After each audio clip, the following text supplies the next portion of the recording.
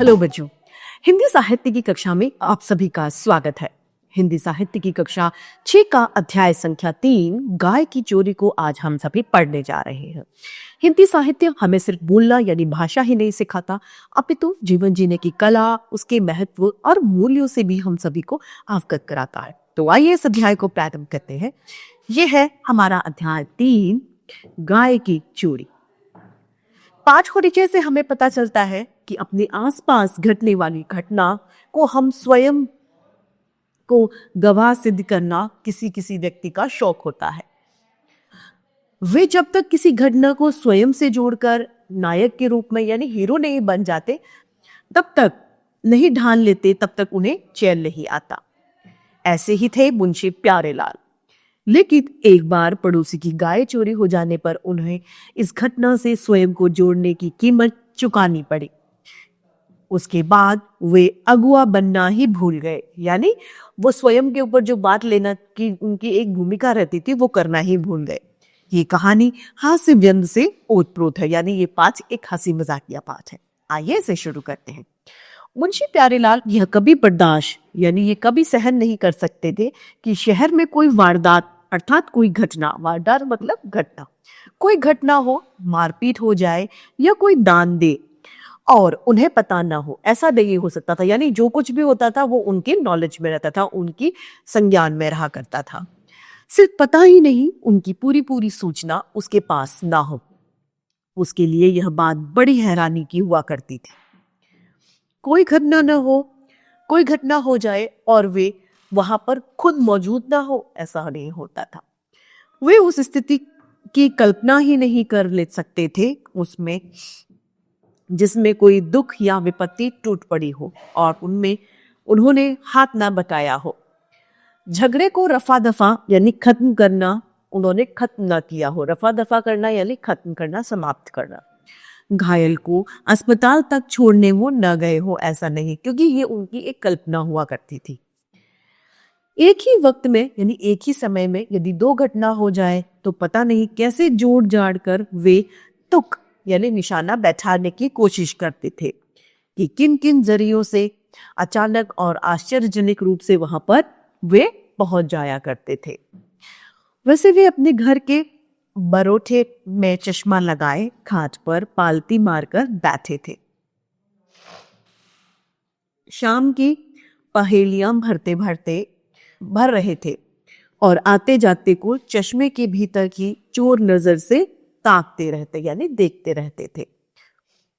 पास के कटरे में बर्फ वाले सुखलाल ने किसी बात पर अपनी पत्नी पर हाथ उठाया था। खबरें तो यहाँ बिजली की तरह फैलती है। डॉक्टर साहब मंडी से लौटे तो मुंशी जी से दुआबंदी हुई, यानी उनको नमस्ते या राम राम जो भी होता है वो हुई। तो बात पता चली। मुंशी प्यारेलाल कह रहे थे, भाई यह बड़ा जुल्म है। इन लोगों की आदत ऐसी होती जा रही है कि 4 पैसे होते ही दिमाग 7वें आसमान पर बैठ जाता है। सुखू ने बिना वजह अपनी औरत का सिर फोड़ दिया। वह अस्पताल में पड़ी है, यानी उसने क्या बताया कि उसने अपनी औरत का सिर ही फोड़ दिया और वो हॉस्पिटल में एडमिट है। वो बोलते हैं कब? तो उसने बताया, अरे यही सवेरे। वह तो इत्तेफाक की बात है कि मैं मुख्तार साहब से मिलने जा रहा था। बहुत दिनों से मुकदमे के कागजात उनके पास पड़े थे। रामनारायण के फाटक तक पहुंचा, यानी फाटक यानी दरवाजे तक पहुंचा तो शोरगुल मचा हुआ था। सुखलाल अपनी बीवी को लाखों गालियां दे रहा था। भला बताइए, औरत जात से इस तरह पेश आना चाहिए, यानी इस तरीके का व्यवहार औरत जात से करना चाहिए? और बस गालियों के बाद उसने डंडा उठा लिया। मैं हक्का बक्का देखता रह गया। इतने में दर्शन जबरदस्ती किवाड़ अर्थात दरवाजा खोलकर भीतर घुसा तो 4-6 डंडे उसमें भी पड़ गए। भाई तब हमसे नहीं रहा गया। सब खड़े खड़े मुंह ताक रहे थे। फिर हया शर्म छोड़कर भीतर घुस गया। सुखलाल किसी तरह बस में नहीं आता था, पर मेरी काठी यानी मेरा शरीर जो था उसे देखकर कहते कहते उन्होंने हसरत से अपनी बाहों पर निगाह डाली और बोले। फिर उसकी औरत को सीधे अस्पताल भिजवाया और सुखू को दर्शन के सुपुर्द करके मैं वहां से आया। और जब कोई ऐसी घटना हो जाती जिसका वाकई उन्हें कोई पता ना चलता और वे अपना संबंध उससे जल्दी यानी शीघ्र ही न जोड़ पाते, तो उन्हें ईमानदारी से पछतावा भी हुआ करता था, दुख हुआ करता था कि मुझे इस घटना का पता क्यों नहीं चला। फौरन निकल पड़ते और इधर उधर बहसियों की तरह घूमकर जो कुछ पता चलता मालूम कर लाते। बस तभी उनको संतोष रहता था। कोई बात यदि मुंशी प्यारेलाल को पहले से मालूम हुई तो फिर उसका और भी ज्यादा प्रचार होता, क्योंकि वे तंबाकू वाले की दुकान से लेकर कोयला ठेकेदार के गोदाम तक और वकील साहब के नौकरों से लेकर मुक्की कपड़े वाले की दुकान तक जो भी मिलता उससे चर्चा छोड़कर कुछ न कुछ जानने की कोशिश करते। फिर जितना मालूम होता उसमें अपने से कुछ जोड़कर सुनाते थे, यानी वो एडिटिंग का काम अच्छा करते थे, जोड़ तोड़ देते थे, किसी बात को अपनी उसमें सुरताल में बहा लेते थे और आगे की बात फिर वो मालूम करते जाते। यह क्रम तब तक चलता रहा जब तक वह बात बिल्कुल उनकी अपनी न हो जाती और वे तब तक शांत यानी चुप नहीं बैठते थे जब तक उनके सहनानायक बनकर उस बात को सुन न लेते। एक रात को ऐसा हुआ कि छप्पर वाली बूढ़ी की गाय चोरी हो गई। क्या हुआ? एक छप्पर वाली महिला थी जिसके घर में छप्पर पड़ा हुआ था, वो बूढ़ी महिला थी, उसकी एक गाय थी, वो चोरी हो गई। बूढ़ी महिला तो सोती रही और कोई गाय खोलकर उसकी ले गया। मुंशी प्यारेलाल बगल वाले चबूतरे पर चटाई बिछाए सो रहे थे। सुबह जब बूढ़ी ने रोना पीटना शुरू किया तो लोग वहां पर जमा हो गए, एकत्रित हो गए, इकट्ठा हो गए। मुंशी की तभी आंख खुली थी। माजरा समझ में आते ही धोती की कांच लगाते हुए छप्पर में जमा लोगों के बीच में घुस गए। बूढ़ी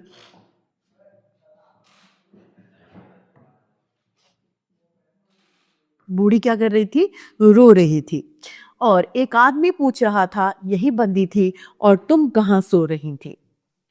मुंशी फौरन अपनी तरफ बात मोड़ते हुए बोले, अरे सभी यही सोते हैं, मैं खुद यही चबूतरे पर सो रहा था। फिर बात को बड़े आनंद से घुमाते हुए बोले, यह गाय जरूर रात को 2 बजे के करीब खोली गई है। कुछ आहट उस वक्त हुई थी, यानी कुछ हलचल उस समय 2 बजे हुई थी।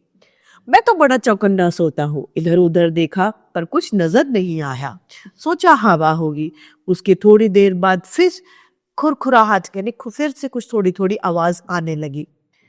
अब तो उस वक्त नहीं सोचा कि कोई गैया खोल ले जा रहा है, पर लगा मुझे ऐसा कि जैसे गाय चल रही है।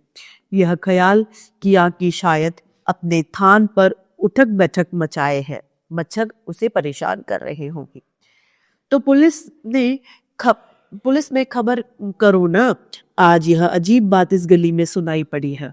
भीड़ में से किसी ने ये बात कही। क्या कहा? कि पुलिस को खबर कर दो, पुलिस को बताओ इस बात के बारे में।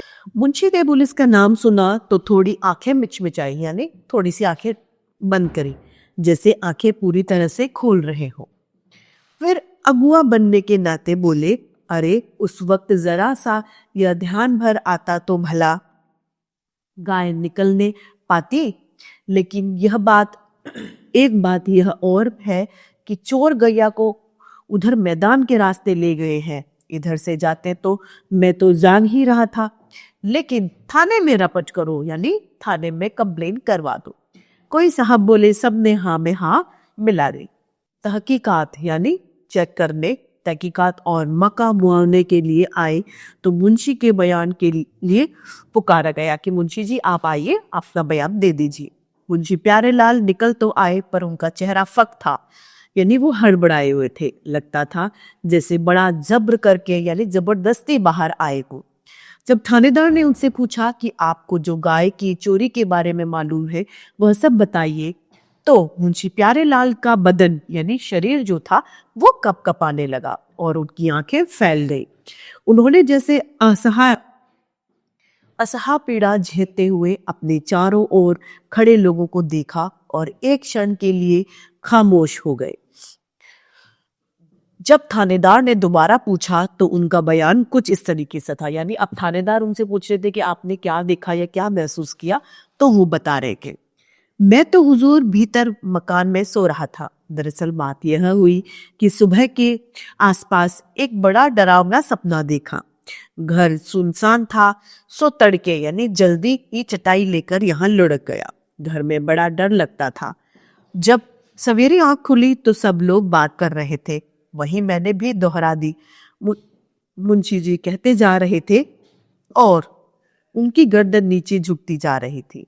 नजर एकदम जमीन में गड़ाए हुए उन्होंने बड़ी मुश्किल से कहा था, हुजूर मैंने और कुछ नहीं देखा।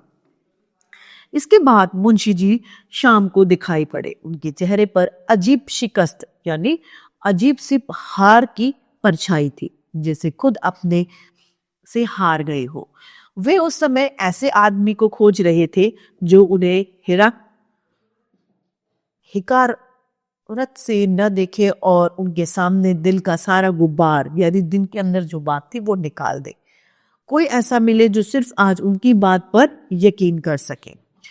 अब गली से डॉक्टर साहब गुजरे तो चलते चलते बोले, मुंशी जी कम से कम आपको तो ऐसा नहीं करना चाहिए था।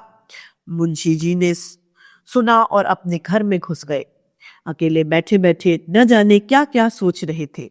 तभी बगल वाले मकान से मुंसरिन साहब की कड़कती हुई आवाज उनके कानों में पड़ी, नहीं है दूध तो भूखों मरने।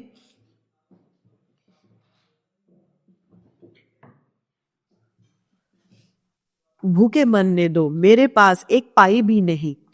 जो उधार देने को राजी नहीं उसके घर मैं बांध लो दूध।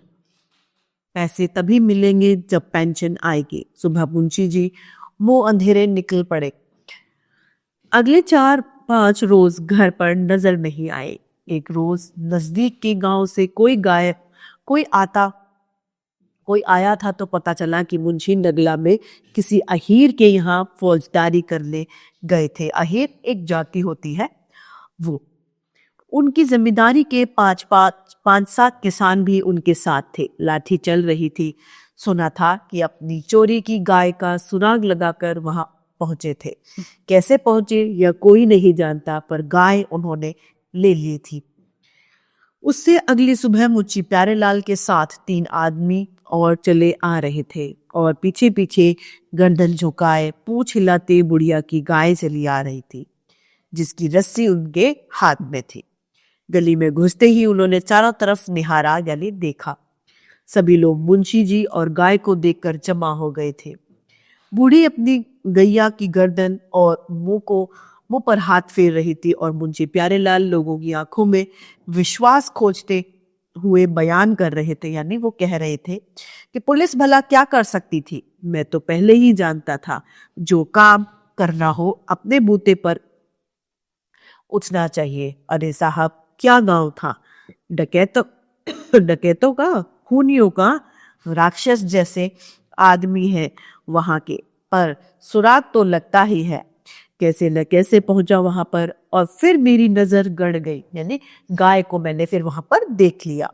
बस लाठियां निकल आई। कहते कहते उन्होंने अपनी बाहें खोल दी और आज सचमुच लाठियों के मार से वो बाहें सूजी हुई थी, यानी उनको सच में ही चोट लगी थी। इसी के साथ हमारा ये अध्याय और हिंदी साहित्य की कक्षा आज यही समाप्त होती है। फिर से हिंदी साहित्य की कक्षा में ऐसे रोचक अध्याय लेके आपके समक्ष प्रस्तुत होते रहेंगे। आज के लिए इतना ही, फिर मिलते हैं। धन्यवाद।